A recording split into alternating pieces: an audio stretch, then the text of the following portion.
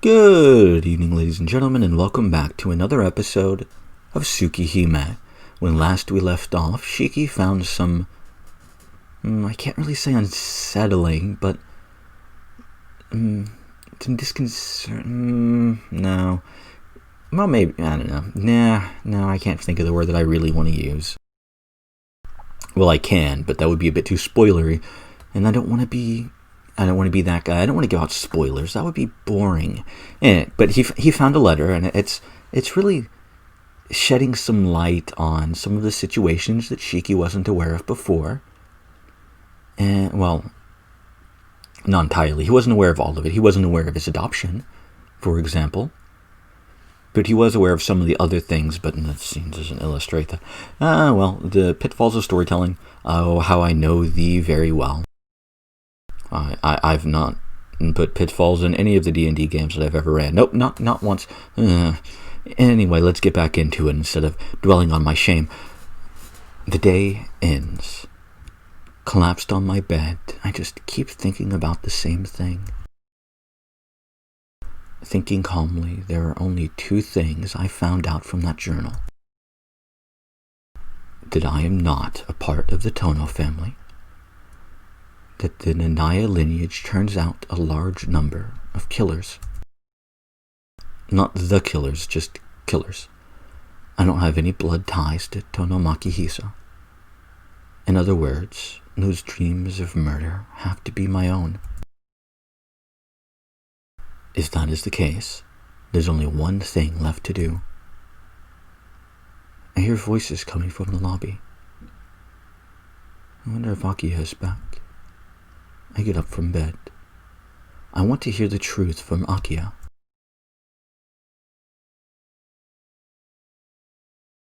Gathering up my courage, I knock on the door. Akiya, I want to talk. Nissan? Please come in. Her voice is bright and cheerful. Taking a breath to compose myself, I open the door. It is certainly rare for you to come to my room like this, Nissan. Just like this morning, Akiya has a smile on her face. Seeing that, I just stand there wordlessly, wanting to go back. I guess, after all, I have felt that myself as Tono Shiki and my sister, Tono Akiya, more important to me. But still, there is something I have to ask her. Akiya. Yes, what is it, Nissan? Akiya appears to be looking forward to a fun conversation. Gritting my teeth, I look her seriously in the eye. Please, tell me about the Nanaya family. I think I have a right to know. In that instant, Akiya freezes like a puppet whose strings were cut. Akiya wordlessly stares at me. If you don't answer, then I'll rephrase my question. My old man, Tonomaki Hisa, had two personalities, right? And not just him. Almost all members of the Tono family have some sort of illness. I used to think that's what I had. But it's wrong. My anemia came from the incident 8 years ago. Because I know. You were adopted by the Tono family, right? Saying that, she smiles for some reason. Akiya slowly and elegantly walks to the window as if she was in a play. The curtain billows in the breeze. Placing her hand on the window, she turns around. Nissan, you were adopted by the Tono family. Your real name is Nanaya Shiki. As you say, your health condition is due to that accident 8 years ago. You appear to know that already, that the members of the Tono family are different from most humans. Akiya succinctly says the thing that I would have had the most difficulty asking. Akiya, that it is okay. It was only a matter of time, and I did not like hiding it. Now that you know, There is no need. No, maybe there was never a need. Then there's no need to put up with any of this. Is that not right, Nisan? Akia says this with her voice full of confidence. Akia, so, like I thought, Yes? You are the one Father adopted 10 years ago, but you do not remember it. Do you remember the Shiki who used to play with us? No, I don't. That's right. It is because Father hypnotized you. Shiki was someone who could not resist his Tono blood.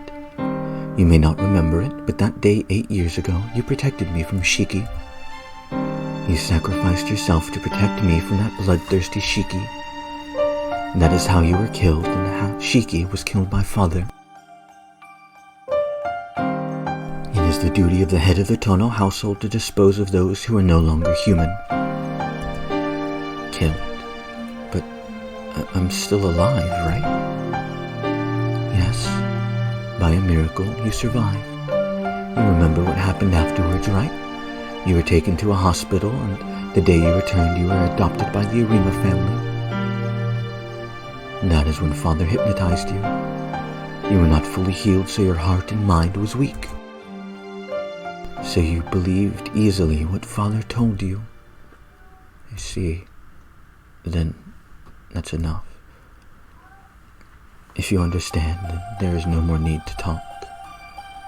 I'm not a member of the Tono family, right?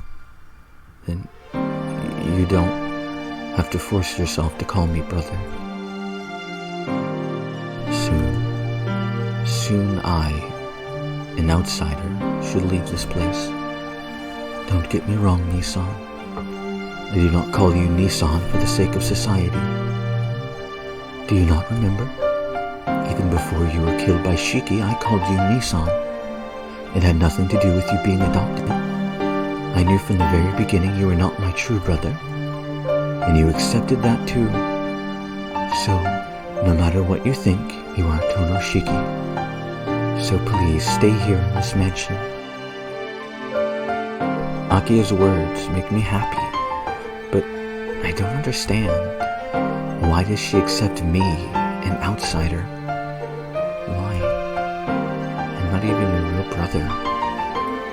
Goodness, after I've said all this, you still do not understand. You are the only one I will call Nisan. Even if you do not wish it, I just want you by my side.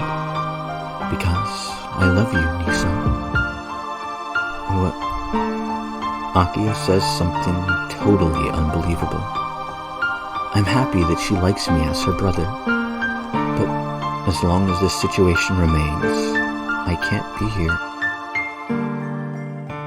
No, I'm not the kind of person you think I am. You see, Shiki as a killer, but I'm just a killer like him. A killer? What do you mean? I can't keep it a secret any longer. Everything I did up until now, the dream I had last night, the bloodstains I cannot explain, and the dream where Akia killed me. I can't trust myself. I thought those were just dreams, but my old man wrote that the Nanaya family were a family that produced killers. If I become like Shiki, I don't know what I'll do to you, Akia. I lay it all out to her from the bottom of my heart. But after blinking in surprise, she tries not to laugh. What's so funny? This isn't a joke. You may not believe me, but I really have dreams of sucking people's blood. Akia is still giggling. What is this? She makes me look stupid worrying about all of this. Yeah, it is funny. See, you cannot be a vampire. Because you are from the Nanaya family, your blood is only human. Besides, the Nanayas are not killers. Certainly from Father's viewpoint they are, but the only ones that the Nanayas felt homicidal impulse towards are non-humans. So what you saw had to be dreams. And even those dreams are probably Shiki transmitting to you, so it isn't something that you want to see them. Shiki transmitted them? Come to think of it, my old man did write something about that. Shiki stole some of my life, and so there is a link between us. I see. So the one who is killing people on the street right now, even if what I saw was a dream, there are victims showing up in the streets in reality. The killer is real. I feel like I've met him before. Or was that a dream too? No, putting that off to the side. If there's a killer on the streets, then Shiki is still alive. Yeah. Akiya, who was just giggling until now, becomes serious. Akiya, in my old man's journal, he wrote that Shiki was still alive. In other words, Father's journal? Akiya tilts her head, curious. My old man wrote that Shiki and I were connected. Then maybe what I saw were really his dreams. No, it's more likely what he's actually doing. That may be possible. Father's death was suspicious, and it did seem like someone was being raised in the underground cell. Underground cell? What are the fucking Zokins? Wait, is that how it's pronounced? Zoken? I don't remember. I think it's Zouken, right? Yeah, right, yeah. Wait a minute, Akiya. Do you have such a thing like an underground cell here? Oh, of course. There are a lot of members of the Tono family who lose their sanity, so it is only natural to lock them away before they can hurt the outside world, right? I mean, having an underground cell isn't that uncommon in old houses, like medieval, probably late Middle Ages, actually, at least. And I don't know what would be in feudal Japan, but, you know, large manor houses having cells would be uncommon. But at least the thing wasn't her just saying, well, yes, we have an underground cell. Father was kinky, don't you know? Yeah, that would be worse. I mean, just hearing that, even if he isn't your real father, hearing something like that especially from your sister, would be unfortunate. Well, that isn't all it is used for. When I got in trouble, Father would lock me up down there. You know, another tangent. I kind of wonder if Nasu has a thing about being locked in rooms, because he's written about that in multiple stories of his, about characters that were locked in like rooms or cells and whatnot. And I don't know. It's interesting. It's a little bit of a psychology thing, a psychological trauma that he inserts into his writing. I don't know if it's true or not. It's interesting to think about or theorize about, though. For some reason, Akiya sounds like she's having fun. A chill runs down my spine. I get it. We'll stop talking about it. We have to do something about Shiki, though. If Shiki really is wandering the streets killing people, then we have to stop him. Is that so? We really do not have to concern ourselves about him, do we? Is it not the job of the police to take care of killers? Akiya, what are you saying? He's killing people, but he's your brother. He has to pay for his crimes, but still. Goodness, Nissan. You are really too nice of a person. Taking a breath, she brushes back her hair. You are my only relative. I do not care about Shiki, so you do not have to worry about him. No, we can't just do that. Do you think the police can catch him so easily? And before then, there will be more victims. I will not do anything. That is not our responsibility, she says as she looks me directly in the eye. Hey, let's not speak of these matters any longer.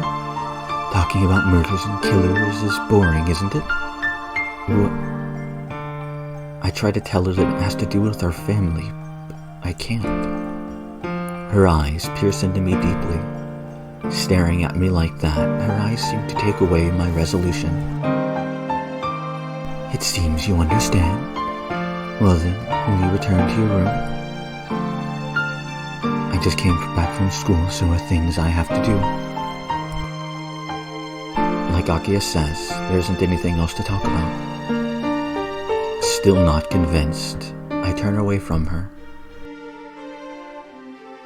I go to leave her room, and all of a sudden, from behind me, a voice tells me to stop. What is it?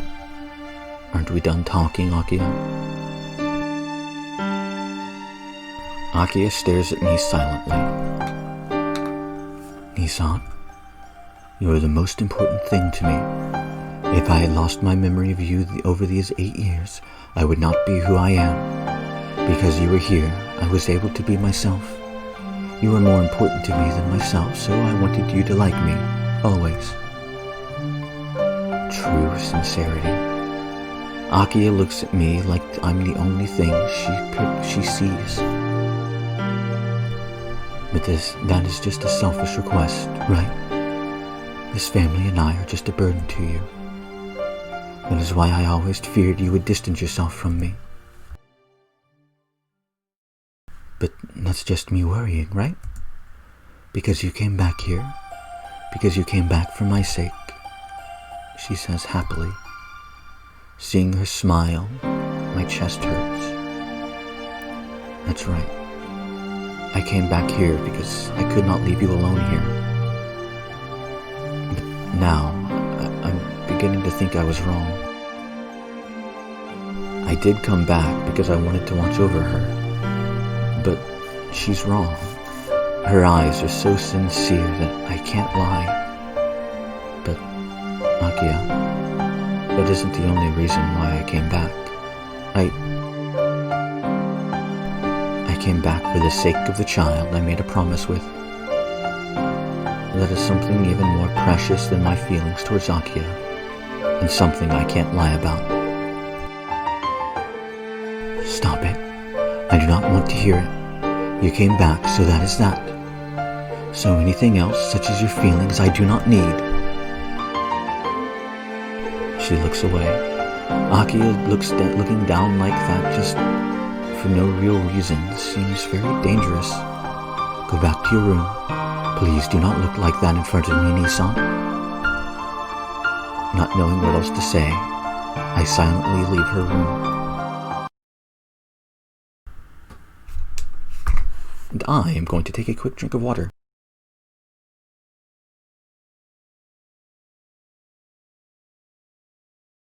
The night wears on, and it's almost midnight. It's already way past time that I would usually go to sleep. I lie down and look up at the moon through the window. The night goes by without me sleeping. It isn't that I'm scared of seeing another dream of murder. The killer Shiki wandering the streets, the somehow dangerous-looking Akiya. Thinking of that, I cannot sleep and just look at the moon. I'm so thirsty. The last time I drank anything was about 4 hours ago at dinner. I don't want to endure it, so I go to the kitchen to get something to drink. I down a cup of water in one gulp. Why is it so delicious? That's odd. I was just thirsty. The sensation of fluid going down my throat is just like it was last night in my dream. Someone's coming. I can hear the footsteps coming closer. Soft, small footsteps that barely echo in the deep night. Shiki-sama, what are you doing this late at night? Hisui, I was just thirsty, so I thought I'd get something to drink. Shiki-sama, if that is the case, please call for me. At night, you should be resting in your room. Walking around here at night is not good. Hisui speaks plainly. There's something wrong with her words. Telling me it's not good to walk around at night means she's telling me not to get out of my room at night. No, more than that. Hisui and Kohaku have worked here since they were very young. So, it would be strange for them to know that I was adopted, It would not be strange for them to know I was adopted. Hisui, there's something I want to ask. Is it okay? Yes. If that is the case, then let's go back to your room. This is not somewhere to be having a conversation. No, this is fine. It's just something small anyway. Hisui tilts her head. I take a deep breath. If she doesn't know, then asking her would be revealing a secret. But I don't intend to hide it out anyway. I'll make it short. Did you know that I was adopted? Her shoulder shakes. That tells me that she did know. I see. If you know, then Kohaku-san must know too. What's this? This really isn't a secret after all. Shiki-sama, that is... She says that as she lowers her eyes. I'm so very sorry. Even if you are adopted, there is no doubt that you are the eldest son of the Tono family. Akiya-sama accepts you as her relative, and you are mine and Nesan's master. Thanks. If you say that, then I believe that I can stay here. Shiki-sama, please do not say things like that. This really is your true home. I know. That's what I think too. Even though it was for a short while, what happened here when I was a child is very important to me. I can't throw it away. Hisui looks visibly relieved. But I still want to know. Before I came here, it was Nanaya? If you know, could you tell me what kind of child I was? I'm sorry. Other than you were the eldest son of the Nanaya line, I do not know. Makihisa-sama completely destroyed all of the records. I see. Well, if he made me act as Tonoshiki, then all records of Nanaya Shiki were probably destroyed. But Shiki-sama, Nesan may know something. Huh? Hisui, why would Kohaku-san know anything? Nesan took care of Makihisa-sama ever since she was young. She may know more about the Tono family than even Akiya does. Come to think of it, Kohaku-san did say that she was Makihisa's servant. But I thought that was just to take care of his condition once in a while. I didn't realize she was in his service from that young of an age. That Kohaku-san? Since he played with us every day, I just can't picture her being near to my old man all the time. To be honest, Hisui seems more suited for that. Always looking down at me, Akiya and Kohaku-san from the mansion. Is that true? But that's all. Why would my old man tell Kohaku-san all the things that he would not even tell Akiya? No, I do not think he told her directly. Since Nesan was always near Makihisa-sama's room in the mansion, I believe that she had many chances to overhear Makihisa-sama thinking out loud. Always near my old man? But that's what Hisui, who stayed in the mansion all the time, did. Wait. Kohaku-san was always with my old man as a child? Hisui looks down. Something just went wrong here. The feeling of inconsistency comes back, and everything falls back into place. Kohaku-san knew about the promise that only Hisui should know about. Hisui forgot about the promise made 8 years ago. But it might just be that I just reversed their roles in my memory. If that's true, then... Hisui, I'll ask one more time, but do you remember about 8 years ago? Yes. About how I gave you that ribbon, right? That's right. After I left my room, you stopped me by the entrance and gave me a ribbon. Do you remember what color it was? It was white, but what about it? There is nothing wrong with her answer. But she is already wrong. Thud. power drains from my legs, and I collapse onto the floor. How could I have been so wrong up until now? Shiki-sama? That's wrong, Hisui. I was given the ribbon under that tree in the garden, not by the entrance. Hisui gasps and falls into silence. Why? I don't get it. Why did Kohaku-san try to trick me? Why didn't she just tell me she was the one that I made the promise with? Shiki-sama, please do not tell Ne-sama about this. If she finds out, she will have nowhere else to go. All of a sudden, Hisui says this. If she finds out that I knew you two changed places? She silently nods. Then it was you who played with us, and Kohaku-san was the one in the mansion, right? She silently nods. Why did you act like you traded places? There's no point. Or were you guys playing around with me? It was not our intent to deceive you, Shiki-sama. We cannot even fully describe it ourselves how it came to be. It started 8 years ago. After you were adopted by the Arima family, I think I just became calmer than before. Ne-san tried to cheer me up by acting very happy, and then we gradually traded our roles. But why?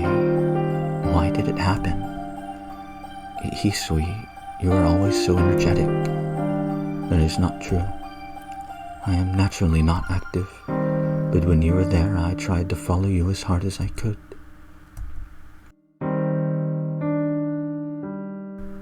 Yeah, I remember.